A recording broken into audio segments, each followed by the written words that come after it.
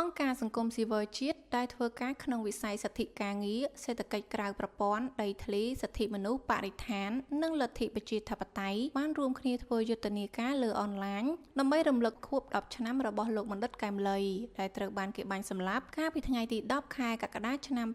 2016សកម្មភាពមួយក្នុងចំណោមសកម្មភាពផ្សេងៗទៀតដែលត្រូវបានធ្វើឡើងនោះគឺជាការប្រមូលមតិយោបល់របស់ប្រជាពលរដ្ឋអំពីការយល់ឃើញរបស់ពួកគេជុំវិញមរណភាពលោកបណ្ឌិតកែមលីយើងខ្ញុំសូមដកស្រង់ដោយសង្ខេបនៅមតិយោបល់និងសំណួរប្រកបដោយអត្ថន័យទាំងនោះដែលមានខ្លឹមសារដូចតទៅនេះអ្នកប្រើប្រាស់ Facebook ឈ្មោះហាត់ថាហែមបានបញ្ចេញយោបល់នៅក្នុងខ្ទង់ comment ថា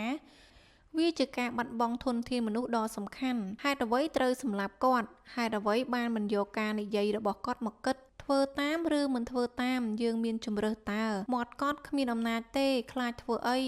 រីឯអ្នកប្រើប្រាស់ Facebook ម្នាក់ទៀតឈ្មោះមុំសវត្ថិនបានបញ្ចេញយោបល់ថា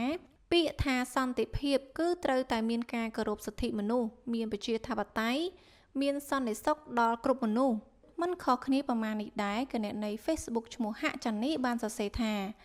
លោកវិភាគត្រូវពេកស្ដាយបណ្ឌិតដ៏ឆ្នើមស្ដាយធនធានមនុស្សដោយឡែកគណនី Facebook ឈ្មោះសាតុននីបាននិយាយថាខ្ញុំបានជាពលរដ្ឋខ្មែររួមសញ្ជាតិសែនសោកស្ដាយអាឡោះអាល័យរូបលោកជាពុនពេកធនធានមនុស្សមូលនិធនវិភាគឆ្លោះបញ្ចាំងច្បាស់ដូចថ្ងៃមានគុណធម៌សុជីវធម៌ហេតុម្ដេចបានត្រូវស្លាប់ដោយមិនអស់អាល័យ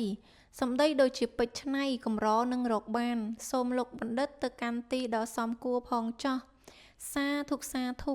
ចំណែកឯគណនី Facebook ឈ្មោះស្ម័គ្រគុន្ធីមែនបានសរសេរថាលឿនណាស់10ឆ្នាំទៅហើយឯណាទៅពាក្យយុត្តិធម៌ឯឈ្មោះសសុខាវិញបានសរសេរថាខ្ញុំនៅតែមានសង្ឃឹមថាយុត្តិធម៌នឹងមកដល់លោកបណ្ឌិតនិងជនរងគ្រោះជាច្រើនទៀតនៅថ្ងៃណាមួយហើយខ្ញុំក៏ជឿថាពេលវេលានឹងមិនយូរទៀតទេលើសពីនេះទៅទៀតគណនី Facebook ឈ្មោះពៅប្រូបាននិយាយថាមួយម៉ាត់អត់ខុសស្ដាយគាត់ណាស់ជាចុងក្រោយអ្នកលេង Facebook ឈ្មោះកាមាសុកសានវិញបានបញ្ចេញមតិយោបល់ប្រកបដោយក្តីអាឡោះអាល័យថា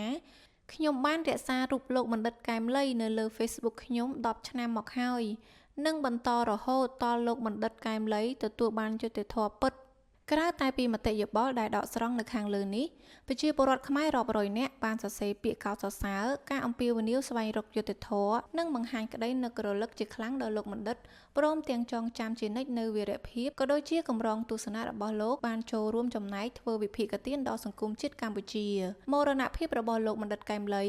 គឺជាការបាត់បង់ធនធានមនុស្សដ៏ឆ្នើមរបស់ខ្មែរត្បិតលោកជាបុគ្គលដែលពោពេញដោយសមត្ថភាពសក្តីក្លាហាននិងឧត្តមគតិដ៏ខ្ពង់ខ្ពស់នៅក្នុងការចូលរួមអប់រំនិងលើកកម្ពស់ចំណេះដឹងពលរដ្ឋឲ្យចេះតាមដានវិភាគនិងស្វែងយល់អំពីកិច្ចការសេដ្ឋកិច្ចសង្គមនិងនយោបាយយើងខ្ញុំសូមអំពាវនាវសារជាថ្មីឲ្យតុលាការនិងអាជ្ញាធរមានសមត្ថកិច្ចមេត្តាពន្លឿនដំណើរការស្វែងរកយុត្តិធម៌និងត្រូវតែនាំអ្នកនៅពីក្រោយខ្នងមកទទួលខុសត្រូវចំពោះមុខច្បាប់ហើយរដ្ឋាភិបាលល្មមអាចរលាស់ខ្លួននៅស្ថិតនៅក្នុងស្ថានភាពឯករាជ្យបានហើយការគ្រប់គ្រងរដ្ឋបាលសវត្ថិភាពតាមព្រំដែនអនុញ្ញាតឲ្យមានសេរីភាពពេញលេញសម្រាប់ប្រជាពលរដ្ឋដែលរស់នៅធ្វើដំណើរឬក៏មកទស្សនាឲ្យបានតាមចិត្តណាអាហ្នឹងត្រូវតែឯករាជ្យព្រោះយើងវាអត់មានសង្គ្រាមទេយើងអត់មានអីអសន្តិសុខអីទេបាទ